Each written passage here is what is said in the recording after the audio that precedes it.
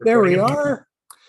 Okay, so should my face be up big here as I'm the presenter? I see Well, I little, did pin you.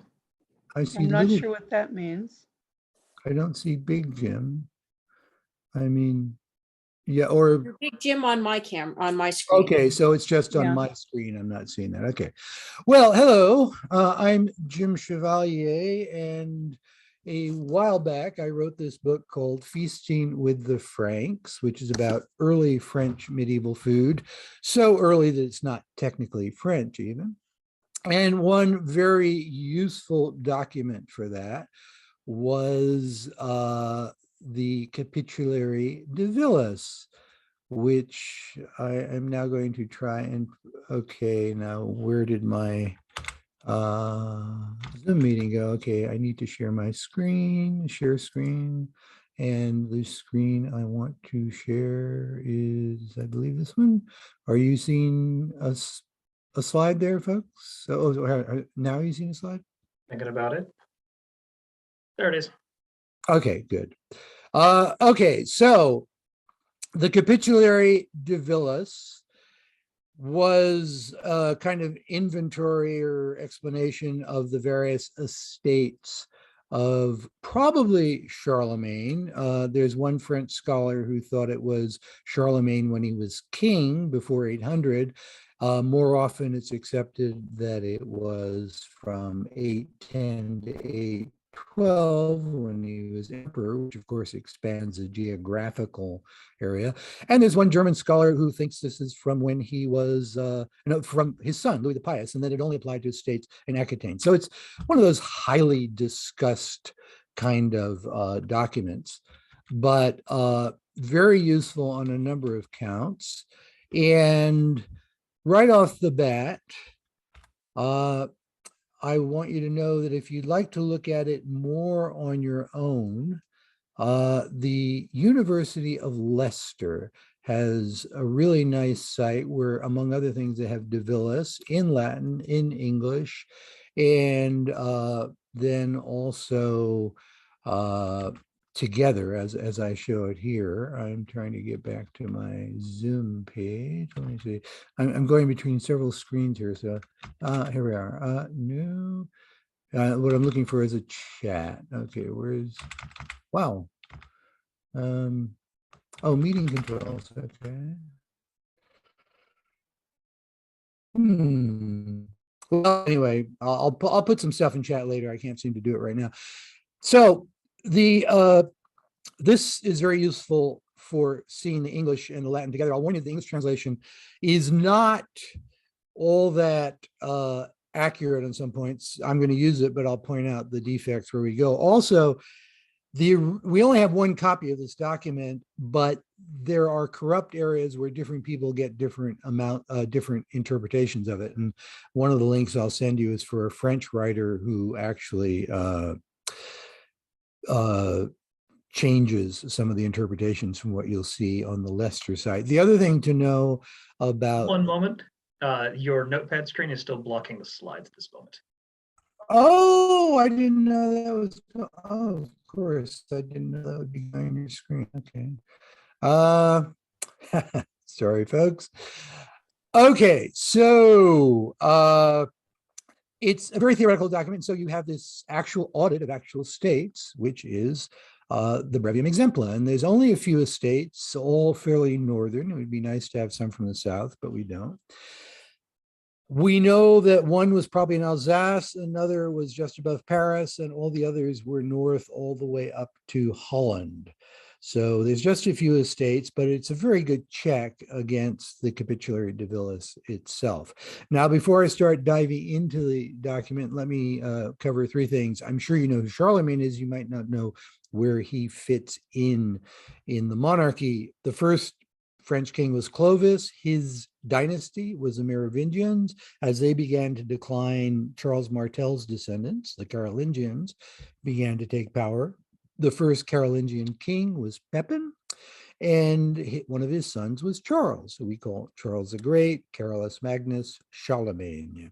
And one of the reasons we call him great is that he so revived learning and infrastructure and of course expanded France from a country, or Gaul from a country, into a kingdom, that they talk about the Carolingian Renaissance, and that somewhat endured under his son Louis the Pious. Then his grandsons divided the empire up largely into France and Germany, and things were kind of downhill from there. So he sits at the top of the Frankish monarchy among some other major kings, and really does have a very special situation. Another thing to know is that until the end of the Middle Ages, French kings were very mobile. They went all about their territories, to the point that much later, one French king would lose the archives, the royal archives, because he lost a battle and he was trekking the archives around with them, and he lost the wagon. They changed how they handled archives after that.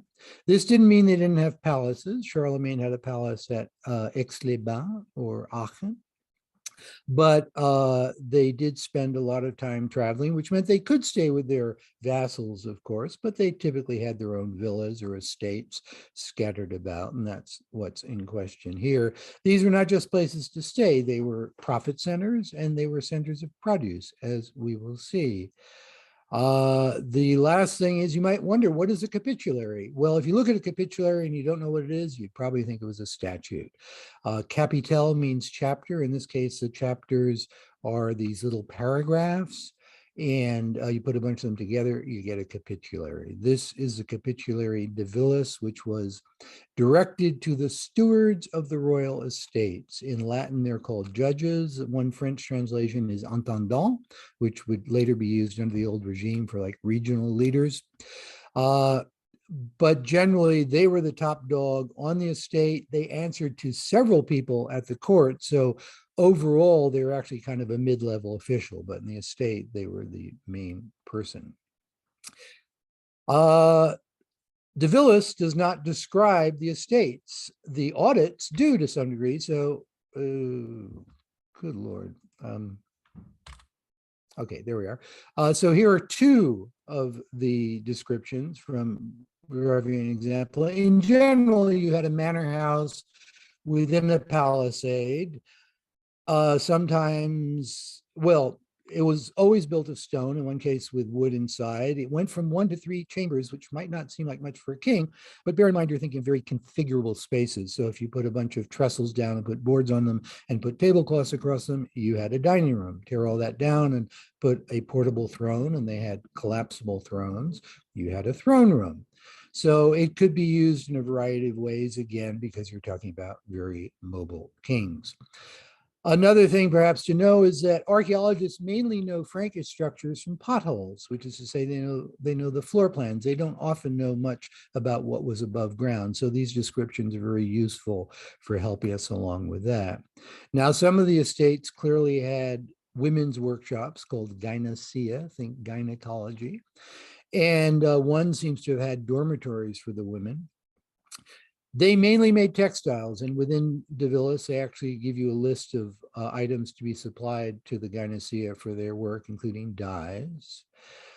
There was typically a kitchen and a bakehouse. I'll get back to those. And then in one of the states, you had this interesting structure, which was a gallery above a stone gateway from which to make distributions. What would you have distributed? Well, a number of estates in this period had what they called enrolled paupers, who had a right to charity from the estate.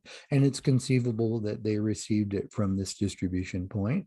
And that might have been grain, it might have been small value coins. We really don't know what they got. This is the only reference I know, by the way, to this structure, so our information is limited. In de Villis, it says that certain classes of tenant are to get parts of the produce of the estate, and this may also be where they got that. Okay, bakehouses. When they found ovens, Carolingian and even Merovingian ovens, often you have a beehive oven, as you might expect, and these were heated by burning the fuel in the oven and then raking it out when the oven got hot enough. So often what you find is an ash pit in front of the oven, and often these are actually built into pits or ditches. So you'd walk down in and you'd have a long ash pit, and then you have the beehive oven half buried under the ground at the end. And they've actually found pots sitting on the ashes, so they know the residual heat from the ashes was sometimes used. And there was room where you could have made the dough. So you imagine that with some kind of covering over it. And it may well be that the bakehouses were like that. Certainly, they wouldn't have been much more than a beehive oven and some way to take care of the ashes which came out of it. Now, I'm sorry, here we actually do have this image from the Saint-Denis of 3 ovens. This is extremely unusual. One you can see is very much beehive. The other 2 look like they've been put into the ground. And of course, you could have raked the coals out into that central area. And there's what looks like a step down into this, and then a room where a little space where you could have actually made the dough, and then imagine some kind of covering over this. When you think of a royal medieval kitchen, you may be envisioning a big hearth with a spit in it or a pot, and that was nothing like this at this time. A hearth for just about everybody in this period was a fire, very much like a campfire in a small household. It was typically built in the middle of the floor with rocks or bricks around it, a hole in the ceiling for the smoke. On larger estates, what they actually call palatial estates in some finds, often the hearths would be scattered about outside. And there's actually one law that says kitchens, baths, and ovens were all to be built away from the house for fire. Sometimes they were built right on the ground. Sometimes they were built in natural hollows. And then you have something like this Carolingian house where you have a depression that was actually built for it. But basically, the core of the kitchen was a fire, and you could put a tripod over it with a pot, which was, at this point, was typically ceramic or bronze. You could put a spit. There were various things you could put on top of this, but at heart, the hearth was just a fire. And again, you would have a structure around this. You might have storage. You might have had a small oven to bake meat. And I've seen it said that the cook would actually live in this in some cases. It is possible, but I think very unlikely, that they still had Roman-style kitchens. Now, this is a reconstruction in London. If you've seen the images in Pompeii, they're almost exactly like this. There's a very similar stove was found in Germany. Basically had a big brick counter, a place to put the wood, and then a grill. And you could grill on the grill. You could boil on the grill. You could stew on the grill. You could put fruit under the coals if you wanted to cook meat slowly. You could put it in that workspace nearby, and the heat would slowly cook the meat. So we know at least one Frankish king's kitchen had this, thanks to Anthemus, who pretty much references this kind of kitchen in his 6th century work. I don't think it's likely this lasted into Charlemagne's period, but we really don't know. We don't have solid information on this. De Villis is not very organized. And so what I've done here is I've taken various entries and I've very loosely put them under headings, starting with livestock. This first entry is the 3rd in De Villis, and it concerns what you can and cannot give as gifts to the steward, because bribe is such an ugly word. But this would happen all through French history. At the end of the Middle Ages, it was perfectly normal to give a judge what were called spices, and what one point probably were candied spices, but more often became money. In your case, as a matter of course, you gave him a little something. And so it probably wasn't untoward to give the steward a gift in return for consideration, but you weren't apparently supposed to give him any quadrupeds. Now, this is striking because it implies that tenants had horses or oxes or cows they could give, and that doesn't match what we see on other estates. But as we'll see, there were also different levels of tenant on these estates. What you could give was a bottle of wine. This would not have been a glass bottle, which was a luxury item at this point. You would think it might be a wineskin, except that De Villis says explicitly not to put wine in leather. It might well have been a wooden bottle like the one we see here, which was found at Oberflacht in mineralized water, which is why it survived. And possibly it was a ceramic bottle. Then you had vegetables, fruit, and over again, you're going to see this, chickens and eggs. You'll see a lot of chickens and eggs. Now, you had all the officials who earned their holdings partially by their duties, but also by giving pigs. Pork was the prized meat for the whole Frankish period. This would change at the end of Middle Ages. I've heard it said because of the horse collar, which freed up oxen to be raised for food. But certainly all through the Frankish period, the best meat was pork. It's also interesting here to see what the officials were. A mayor, of course, wasn't a municipal mayor. It was an appointed official from one of the more modest ranks, supposedly because they'd be more loyal. A forest wasn't just a wood, it was actually a royal woods, so it was under some supervision, and the forester was probably like a forest warden. Stableman was pretty much what it sounds like. Cellarers can be deceiving because the people who took care of the wine, at least at the palace, the person was a buticularis, which this document translates later as butler. And in fact, butler originally meant somebody who took care of the wine. The cellarer took care of all kinds of food supplies. In a monastery, a cellarer was a really important official. That was less true in secular estates, but still they managed a lot of the food supplies that were provided to the kitchen and others. We're not sure what the deans were, toll collectors you can get, and there are other officials. So there were quite a few ranks. These were probably serfs, but serfs with special offices and some special privileges, and these might have been the people who had quadrupeds. The steward was to report on the 1st of December whether or not there would be food for the pigs. Pigs were fed in the woods. This does not mean they were fed for free, because usually you had to pay a right to the owner of the woods to feed your pigs on acorns or beech mast. And if there was not enough beech mast and not enough acorns, you knew you would not have enough pigs going forward. And this is also highlighted in one monastic rule as well. When they were to provide meat from large animals like oxen or cows or horses, they were to use healthy but lame animals. Now, this, first of all, confirms something you see in archaeology, which is that these sorts of animals typically were eaten when they had done some work. They were eaten when they were more mature. You do see references to calves and so to veal, but generally beef was a meat. One of the reasons it was a tougher meat, it was eaten from animals who'd worked for some time. Horses, well, the Gauls liked horses, like horse meat. The Germanic groups liked horse meat. The Romans did not approve, even though they ate smaller equids.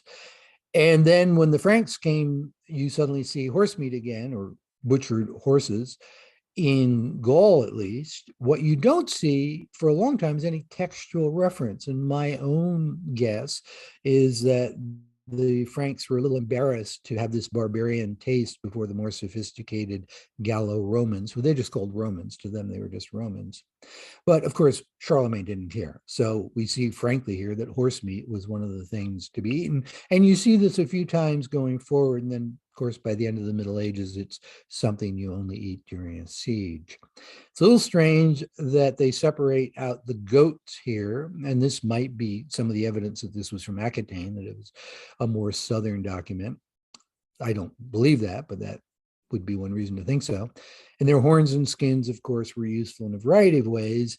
And then each year, the steward was to bring the newly salted meat of the fattened goats. Now, first of all, let me point out that this word, new saltos, is not found anywhere else. So why translators are sure it means newly salted meat, I'm not sure, but presuming they're right.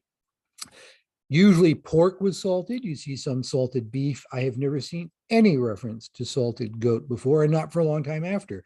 In Brazil today, they have one dish they make with salted meat, but it's just not something you see, the salted goat, I mean, it's not something you see very often. In the audits, of course, they had very careful inventories of all the different animals, including the smaller animals.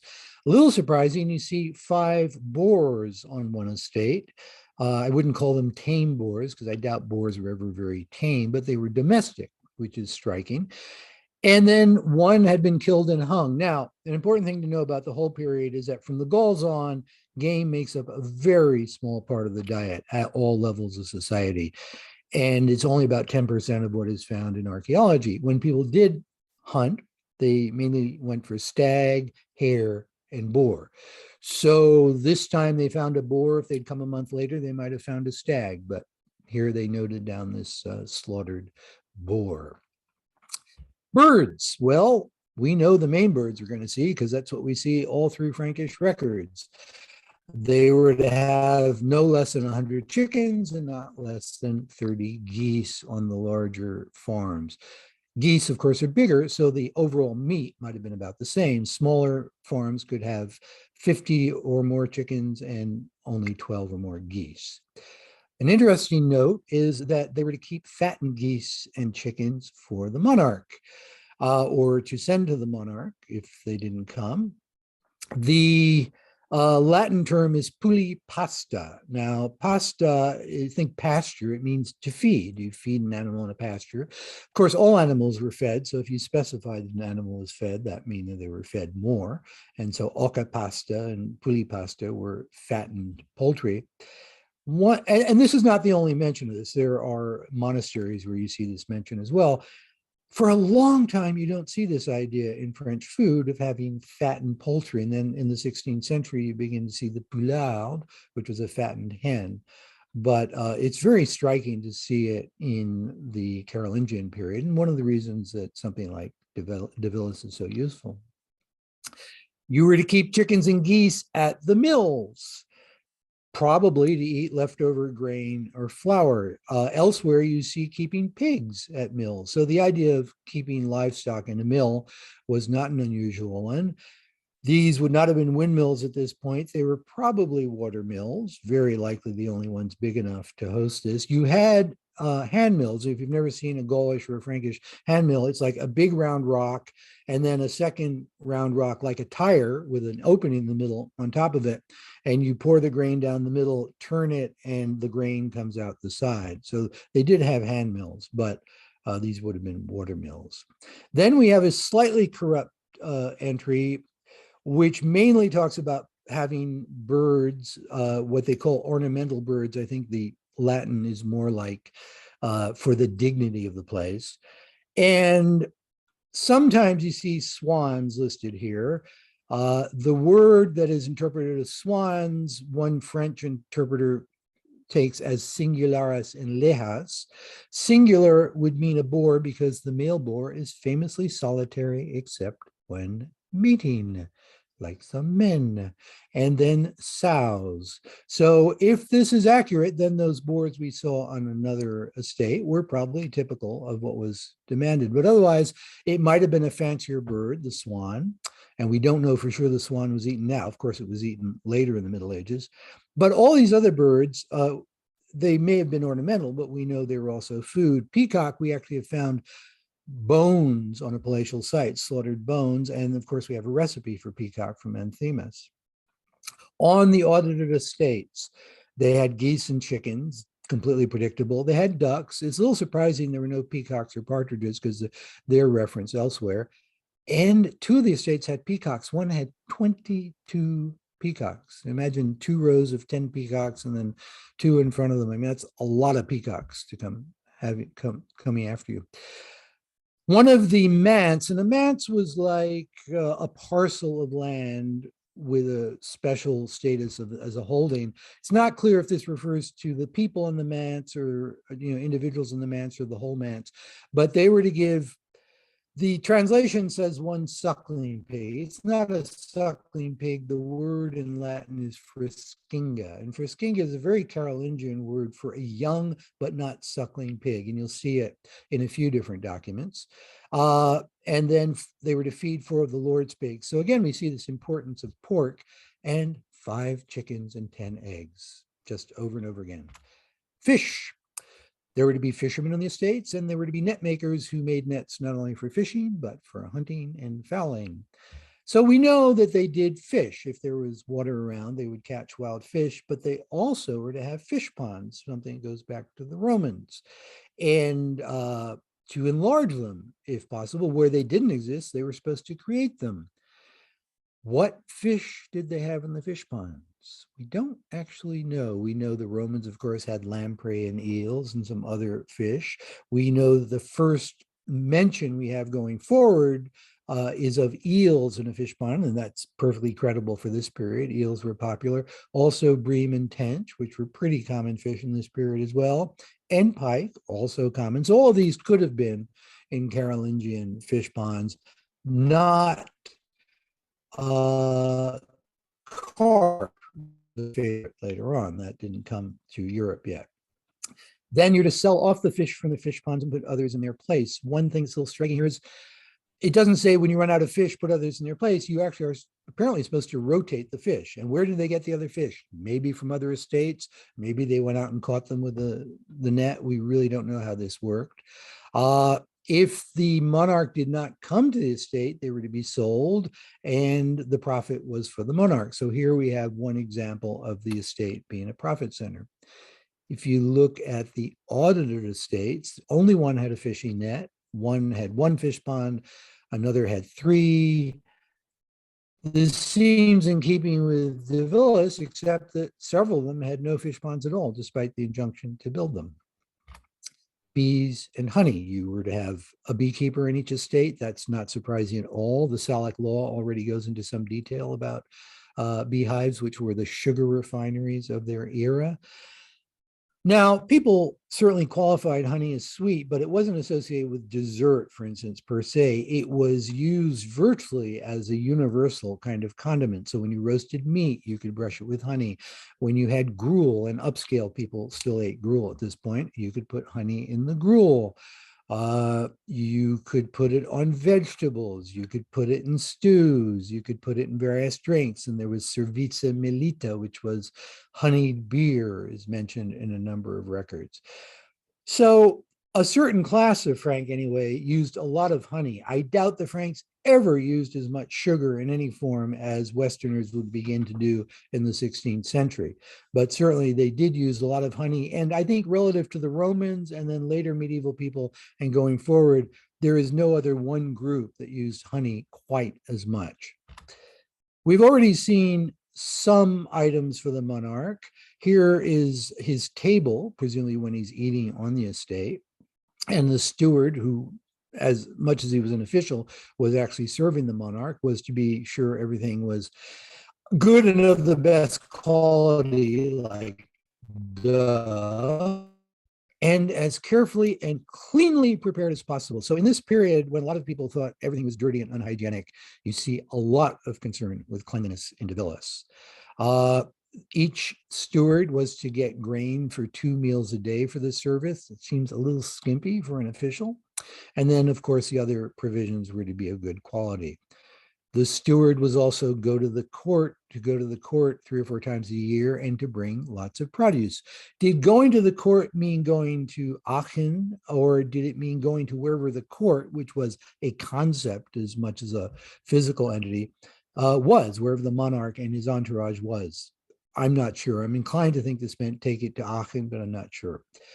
And then the Lenten food was to be sent to the monarch.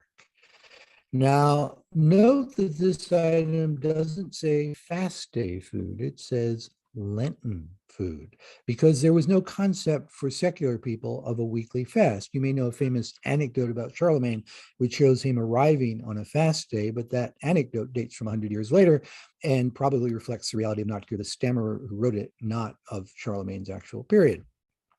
It's also interesting, since fasting shifted enormously over the centuries, to see just what it meant at this particular moment. Vegetables, yes.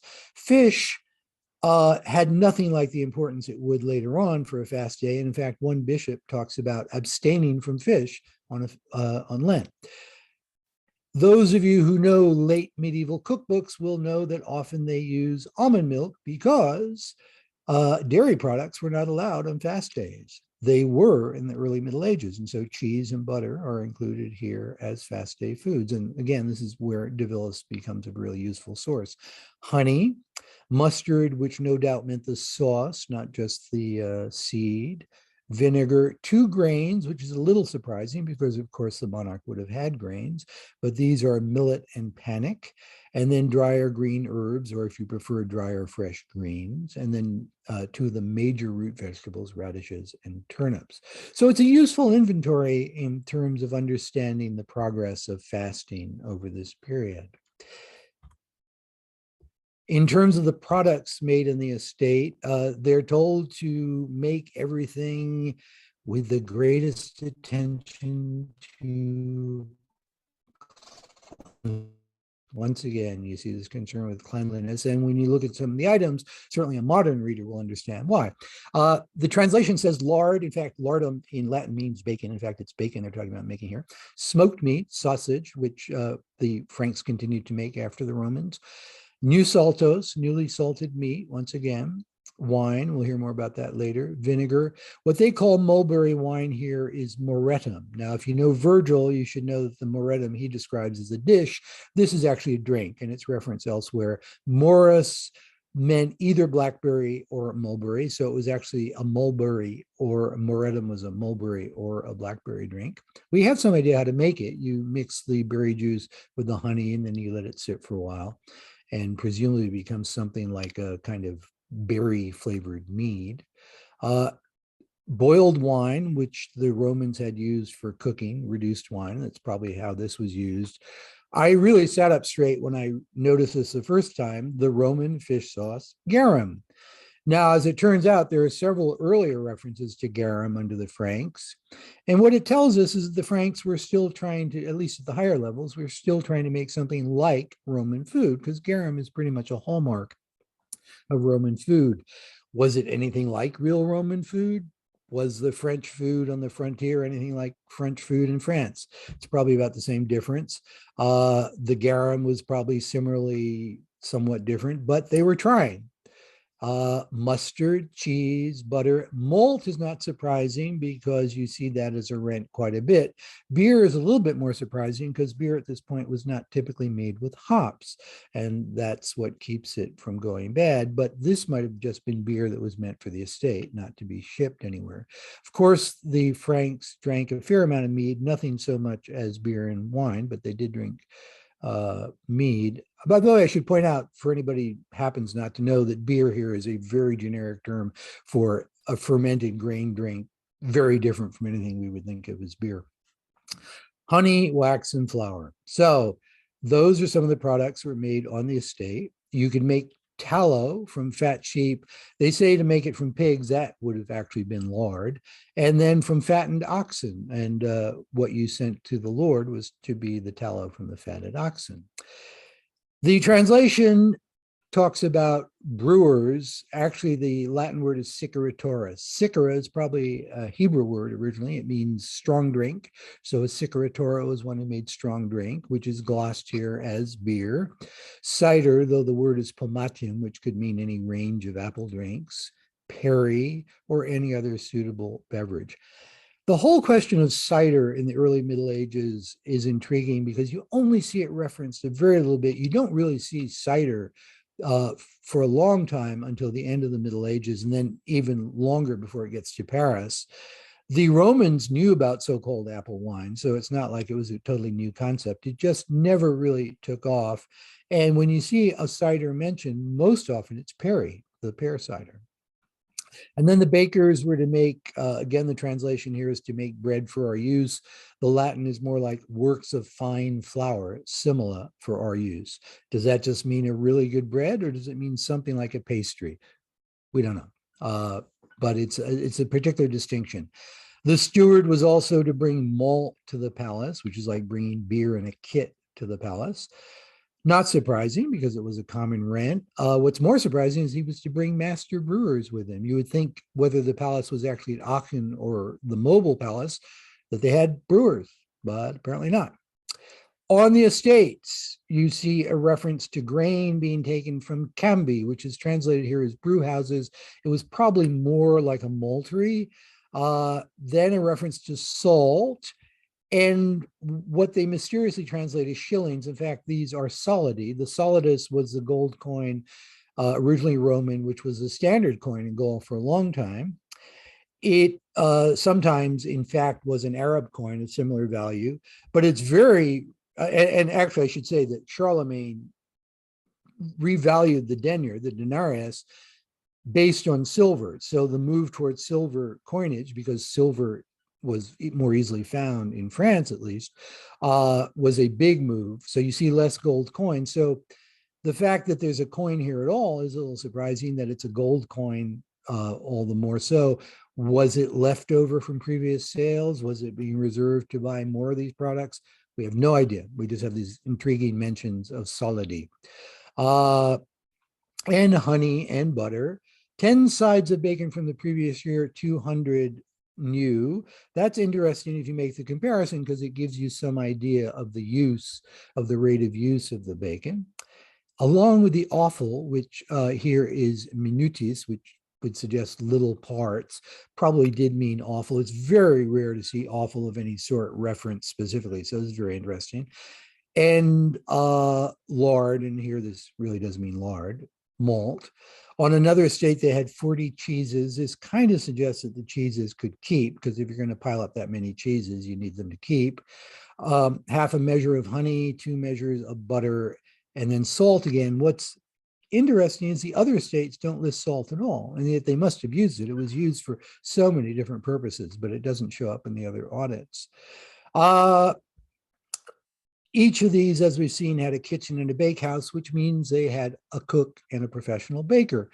But you also had wives on the audited estates who made malt and baked bread. They might have baked it under the coals. They might actually have had small ovens.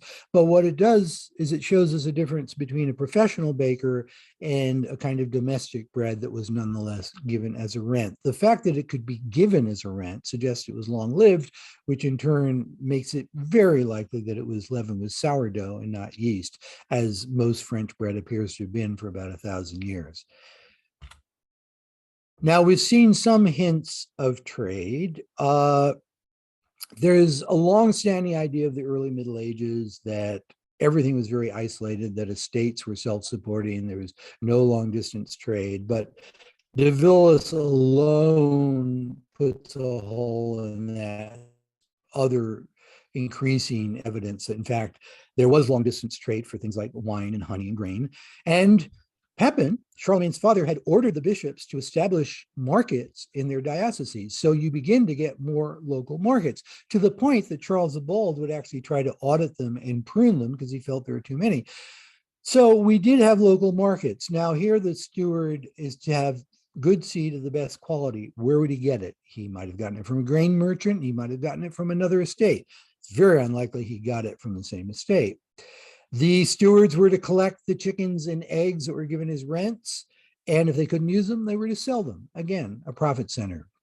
And then the steward was not only to be sure that people did their work well, but that they did not go wasting time at markets, which is kind of an amusing note, because you imagine some young guy spends his day behind a plow, they send him off to the market to sell a few chickens or something, and they say, come right back after you sold your chickens. And he's like, there's all these women from the other estate. There's buddies I never see. I get to haggle, which there's references elsewhere to that being a fun activity. And markets, you know, even later in the Middle Ages would be fun places to go. There just wasn't that much to do for entertainment. So that one little note really suggests that the market was kind of an attractive nuisance to some degree. So it's one of these small remarks in de Villis, which is really useful. There's a bunch to say about wine. Most places produced wine.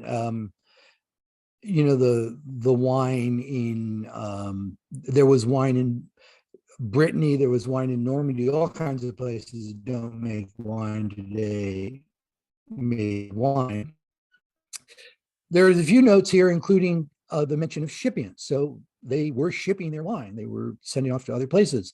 It's interesting that they had to purchase other more special wine for the royal estates. You would think the royal estates would have had the best wine, but apparently not. And after the Romans, who had vintage wines and things of the sort, you don't see references to wine from one region being better than wine from another. So it's just now you begin to see that concept again. So that one little note is actually very interesting. You were to send the slips from the vineyards to the monarch. Later on, we see grafts as a source of profit. And rents paid in wine were to be sent to the royal cellars. Who had wine to send as a rent? Maybe the people who worked in the vineyards, maybe tenants got a certain amount of wine that they could then partially give as a rent. Wine wasn't something like beer that you could make at home. It took a certain infrastructure. So it's kind of intriguing that some of the tenants actually had wine enough to send to the cellars. The wine presses, of course, were to be kept in good order. No surprise there. and no one was to crush the grapes with their feet. And of course, nobody ever did it ever after again after this rule. It's really surprising to see the stipulation. I mean, it just jumps out. It's surprising that they thought it would hold. I don't have any mention of this beforehand. And of course, the concern here again is that everything be clean and decent. Now, in the 19th century, one commentator wrote, well, we know very well now today that there's nothing unhygienic about crushing grapes with their feet, and they do that in Burgundy all the time. Sorry, Bordeaux. So, it really didn't work out trying to tell people not to do it, but it's very interesting that the monarch tried. The stewards were to have good barrels bound with iron, which they could send to the army, which is a whole other issue, or the palace, and they should not make bottles of leather, so no wineskins. On the audited estates, at one estate, part of the service was to bring in wine. In the several properties at Alsace, they had pictura. I'm not sure what that measure means, but they had 5 pictura of wine, 7, 1, etc. Triolo was probably above Saint-Germain-en-Laye, which is not far from Paris, and they had a wine press and they had wine. So you did see some wine in the audited estates. What's not so surprising is you didn't see wine in a place like Holland, for instance. So if we'd had, audits of southern estates, we'd probably see more wine. And Charlemagne was the first to order that there be standard measures. So they actually were ordered to keep the modius, which is believed to have been about 8 liters, a sexter, which is probably about a pint, and situle, which means bucket, but probably held 8 pints. But again, this is corrupt, so it could be situle and corby and baskets. And on one estate, they actually did find these measures. So this is a very early mention of standard measures. I think it's the first in the medieval period that we have this. And again, this is one of the things that makes de Villis such an interesting source. I would love to go through this point by point, but clearly we don't have time. It is to make an annual statement of all the income from the estates. And as you can see, the monarch had a host of ways of making money off these estates, just all kinds of duties and properties and products.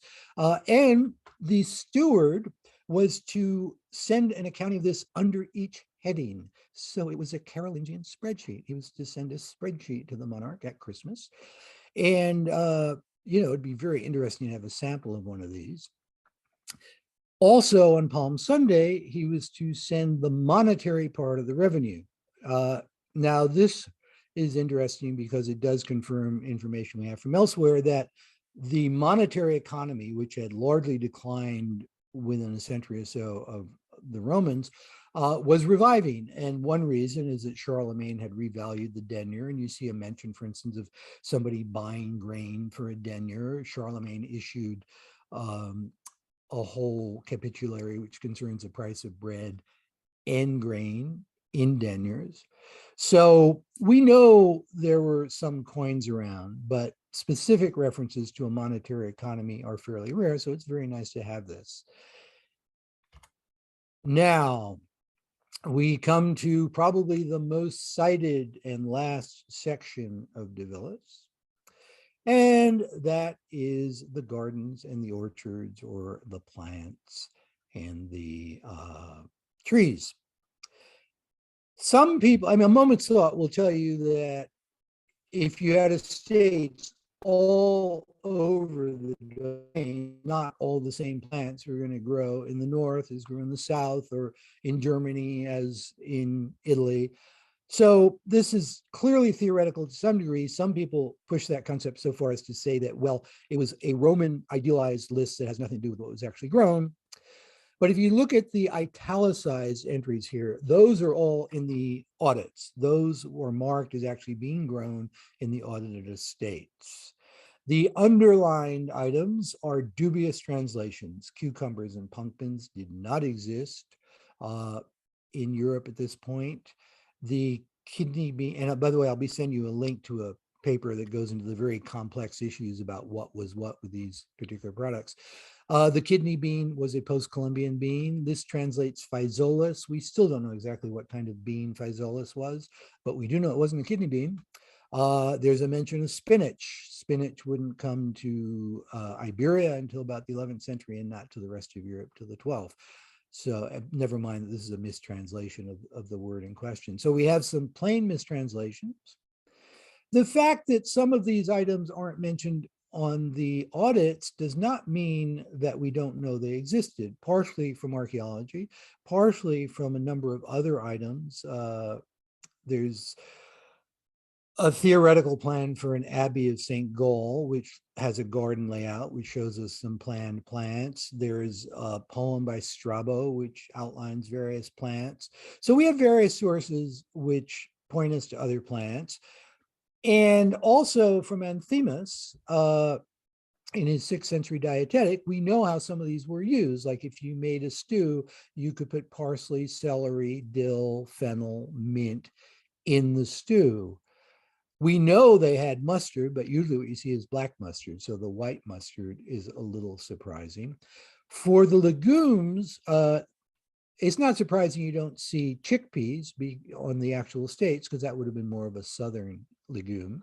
It's not surprising either that you do see broad beans and peas, because if you look at archaeological reports over and over again, you see the horse bean, which was a small flat bean, and peas. Those all the way into the 18th century were the main legumes in France, at least.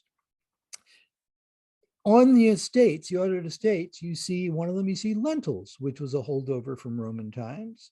What's more surprising is you don't see it in de Villis. That's why I put it in brackets, because you don't actually see it in de Villis. And really, if you go through this whole process and look at all the different sources, you end up with maybe 8 items that really can't be accounted for in the period. So it's a pretty dependable list once you kind of stress test it against other data. Now, the gardener shall have house leeks growing in his house. House leeks had nothing to do with the edible leek. They were to ward off lightning.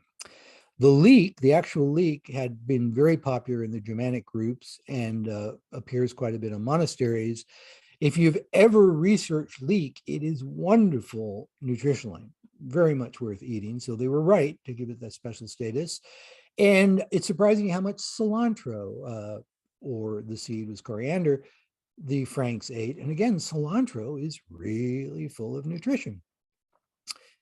When you get to the trees, there's not many surprises. That apple and pear grew on the audited estates is thoroughly predictable. That plum didn't is kind of strange, because in archaeology, you find a lot of plums, as you also find a lot of sloe, which was a small tart cousin to the plum, and that's not mentioned in either document. Sorb was very much a medieval fruit. People don't seem to have done that much with it. Medlar you can still find today, but essentially it's a medieval fruit, and I'm sure many people here know that you had to bled it to eat it. You had to let it rot a little bit. Chestnut was one of the top local nuts, and it's found in archaeology, apparently wasn't listed in the audits. Peach had been very rare. It was known as a Persian apple for a long time, and now it became more common, as did quince, which was also kind of Roman. Hazelnuts and then later walnuts are the 2 major French native nuts that you find in a lot of digs. Almonds are kind of surprising because they were imported. We know that. I don't know of any specific evidence of them being grown, certainly not in France. Mulberry here again would be mulberry or blackberry. Pine would have been for the pine nuts to a large degree. And then figs were grown actually in Paris at one point. So figs were grown in Europe, even though in France and northernmost, even though they might seem more Mediterranean. It's also surprising there's no mention of cherry trees, because you do see cherries in archaeology.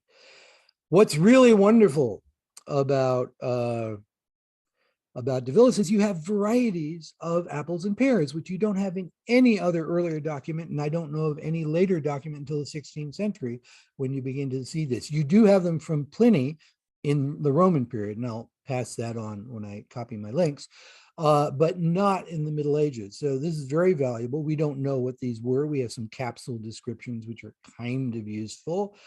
One of the most interesting references for the pears is that one of them, Capitulary, and again, that's a unique word, so I'm not sure how they managed to interpret it, but supposedly it's a cooking pear, in which case it's a very rare example. In fact, it's unique for the Middle Ages, so far I know, of growing a fruit specifically to be cooked. We know that fruit were cooked. They used to sell baked fruit in the streets in medieval Paris, but the idea that somebody was already breeding a fruit, especially for that, is fairly striking. So I hope I've shown you that de Villis, just from the food point of view, because there's a whole bunch of chapters I didn't look at that have nothing to do with food, is a really interesting document. It gives us some really unique facts, and then it confirms a lot of things we know from other sources. And you know, you may want to look at some of the other links, which I will shortly post to chat. And otherwise, I hope you enjoyed the talk. Thank you, and I welcome any questions.